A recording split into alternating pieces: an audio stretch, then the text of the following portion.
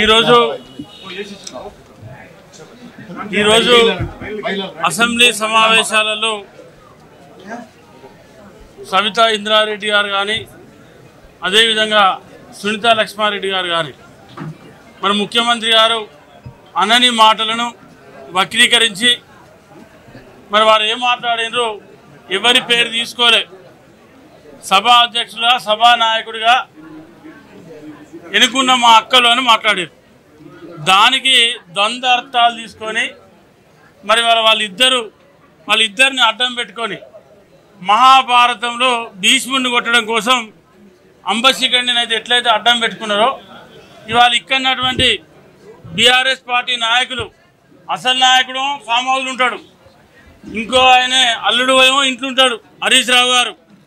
మరి ఇక్కడ వీళ్ళిద్దరిని పెట్టుకొని ఇవాళ ఇదంతా డ్రామా కంపెనీకి ఇవాళ తెరలేపిండ్రు.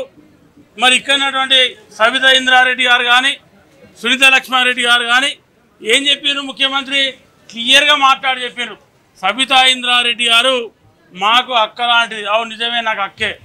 ఆనాడు నన్ను పార్టీలకు రమ్మని ఆమె అన్నది, కానీ పార్లమెంట్ ఎన్నికలలో ఏం చేసింది ఆమె? తను మాట్లాడింది కాబట్టి నేను నిజం చెప్పే ప్రయత్నం చేస్తూ ఉన్నా ఈ అసెంబ్లీ వేదిక ద్వారా. ఆమె ఏం చెప్పింది, పార్లమెంట్ ఎలక్షన్లలో తప్పకుండా నా దగ్గరికి వచ్చి నా ఇంటికి వచ్చి మీరు పార్లమెంట్ ఎన్నికలలో మల్కాజ్గిరికి వెళ్ళి పార్లమెంటు ఎంపీకి పోటీ చేయండి. పార్లమెంట్ ఎంపీకి పోటీ చేస్తే నేను పార్లమెంటుకు చీఫ్ ఎలక్షన్ చీఫ్గా ఉండి మిమ్మల్ని గెలిపించే బాధ్యత నా తమ్ముని నేను తీసుకుంటా అని చెప్పి 4 గంటలు కూర్చొని ఏఐసీకి చెప్పి మరి పోటీ చేయనట్టు రేవంత్ రెడ్డి గారికి పోటీ చేయించి ఇవాళ మరి బరిలో ఉన్న తర్వాత కేవలం మంత్రి పదవి కోసం అంతకుముందు 10 సంవత్సరాలు కాంగ్రెస్ పార్టీలో ఉమ్మడి జిల్లాలో 2004, 9, 14లో మంత్రిగా హోంమంత్రిగా ఉమ్మడి ఆంధ్రప్రదేశ్లో పనిచేసి కాంగ్రెస్ పార్టీకి వెన్నుపోటు ఒడిచి మరి పోయినటువంటి వ్యక్తి ఆమె. దానికన్నా ముందు మరి బట్టి విక్రమార్క గారు వారు ఆయన ఒక దళితుడు. ఈ దేశంలో ఎక్కడ కూడా ఒక దళితునికి సీఎల్పీ ఇచ్చే దాఖలాలు లేవు. అటువంటిది మరి బట్టి విక్రమార్క గారికి సీఎల్పీ ఇస్తే కాంగ్రెస్ పార్టీ నుండి ఎమ్మెల్యే గెలిచి మరి ఆయన కూడా ఇవాళ వెన్నుపోటు ఒడిచింది. ఆమె ఇవాళ కాంగ్రెస్ పార్టీ గురించి మాట్లాడడం, ఎవరైనా వ్యంగ్యంగా మాట్లాడితే వెనుక కూర్చొని సపోర్ట్ కొట్టడం, అది ఆమె చరిత్ర. ఇక సునీతా లక్ష్మారెడ్డి గారు అన్నారు. సునీతా లక్ష్మారెడ్డి గారి కోసం రేవంత్ రెడ్డి గారు ఆమె కోసం మరి 2014లో ప్రచారం చేయడానికి కోసం పోతే ఇవో 2 కేసులు అయినాయి రేవంత్ రెడ్డి గారి మీద. ఇవే ఎఫ్ఐఆర్ కాపీలు. సునీతా లక్ష్మారెడ్డి గారు పోయి ఎక్కడ చేరిండ్రు, కేసులు పెట్టిన బీఆర్ఎస్ పార్టీలో చేరిండ్రు. చేరి ఏం చేసింది, మహిళా రాష్ట్ర మహిళా కమిషన్ చైర్మన్గా మరి పదవి పొందింది. మొన్న ఎమ్మెల్యే అయింది. వీళ్ళు ఇవాళ రేవంత్ రెడ్డి గారి గురించి మాట్లాడి వాళ్ళకి అంటగాకుండా ఇవాళ ఈ డ్రామా కంపెనీకి తెరలేపారు. ఇవన్నీ ప్రజలు గమనిస్తూ ఉన్నారు.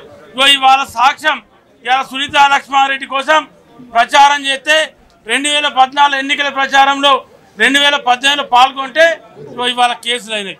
మరి ఆ సునీతా లక్ష్మారెడ్డి గారు ఇవాళ రేవంత్ రెడ్డి గురించి మాట్లాడే ప్రయత్నం చేస్తూ ఉన్నారు. కాబట్టి ప్రజలు గమనిస్తూ ఉన్నారు.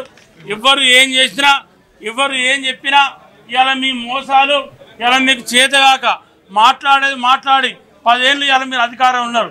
ఏం వీకినరా గడ్డి వీకినరా అని అడుగుతా ఉన్నా. 10 ఏళ్ళు మీకు అధికారం ఇచ్చింది రాష్ట్ర ప్రజానీకం.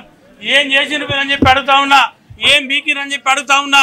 మీరు బాగా వీకిన వాళ్ళు అయితే, బాగా వలగొట్టిన వాళ్ళు అయితే ఇలా ప్రజలు కాంగ్రెస్ పార్టీకి ఎందుకు అవకాశం ఇస్తారని చెప్పి అడుగుతా ఉన్నా. ఇలా మీకు అవకాశం ఇవ్వక కాంగ్రెస్ పార్టీ అవకాశం ఇస్తే ప్రభుత్వం వచ్చి 8 నెలలు అయితే ఇంకా 10 రోజులు కావాలి 8 నెలలు అవడానికి.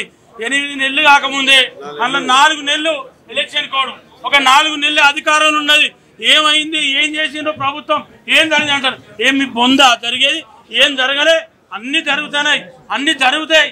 ఖచ్చితంగా రేవంత్ రెడ్డి గారి నాయకత్వంలో మీరు గట్టిగా ఏడ్చుకుంటుండాలి, గట్టిగా ధర్నాలు చేయాలి. మీ బతుకు గదే జరుగుతుంది. మళ్ళీ 10 ఏళ్ళు గట్లే ఉంటారు. మీరు ప్రధాన ప్రతిపక్షంగా ప్రభుత్వానికి సహకరించండి, ప్రభుత్వానికి సూచనలు చేయండి, మంచి కార్యక్రమాలు ఉంటే చెప్పండి. గది మీరు చేసేటువంటి కార్యక్రమం చేతగాక ఇవాళ మీరు అసెంబ్లీకి వచ్చి వట్టిగానే ఏదో మేము అసెంబ్లీలో లొల్లి పెట్టాలి, వట్టిగానే కూర్చోవాలి, పంచాయతీ చేయాలి. ఏం తక్కువ చేసామండి? ఏమంటే 6 గ్యారెంటీలు, ఎప్పుడు 6 గ్యారెంటీలలో ఇలా ఉచిత కరెంట్ అమలవుతుంది. ఆర్టీసీ ఉచిత జీరో బిల్లింగ్ ఛార్జీ మహిళలు తిరుగుతూ ఉన్నారు. దాంతోపాటు 500 గ్యాస్ సిలిండర్ నడుస్తూ ఉంది. ఇలా రైతు రుణమాఫీ జరిగింది. మీ ముఖానికి ఏంటంటే 10 ఏళ్ళు రైతు రుణమాఫీ అని చెప్పారు. మీ ముఖానికి 2014-18 చెప్పి 5 సార్లు రుణమాఫీ చేశారు. ఇలా ఏకకాలంలో చేసినటువంటి ప్రభుత్వం రేవంత్ రెడ్డి గారి నాయకత్వంలో ఈ రాష్ట్రంలో కాంగ్రెస్ ప్రభుత్వం. అదే కాదు ఇవాళ 2018-23 మధ్య చెప్పారు ఏకకాలంలోని ఎన్నికల ముందు 3 నెలల ముందు రైతు రుణమాఫీ చేస్తే ఎవరికి కూడా మీ వడ్డీకి సరిపోలేదు. 2 సార్లు రైతు రుణమాఫీ. మీ అంతా డ్రామా కంపెనీ బంద్ చేయండి, మీ డ్రామా వేసాలు బంద్ చేయండి. మిమ్మల్ని ఎవ్వరు కూడా మీరు గట్టిన ఎంత చేసినా ఎంత గీ కొట్టుకున్నా మీకు నిజంగానే చేతనైతే మీ నాయకుడిని తీసుకొచ్చి ప్రతిపక్ష నాయకుడిని కేసీఆర్ తీసుకొచ్చి అసెంబ్లీలో కూర్చుండబెట్టి మాట్లాడు. అది చేతనైతే లేదు మీకు. ఆయన ఇంట్లో కూర్చుండబెట్టి ఫామ్ హౌస్లో కూర్చుండబెట్టి ఎలా మీరు మాట్లాడుతూ ఉన్నారు.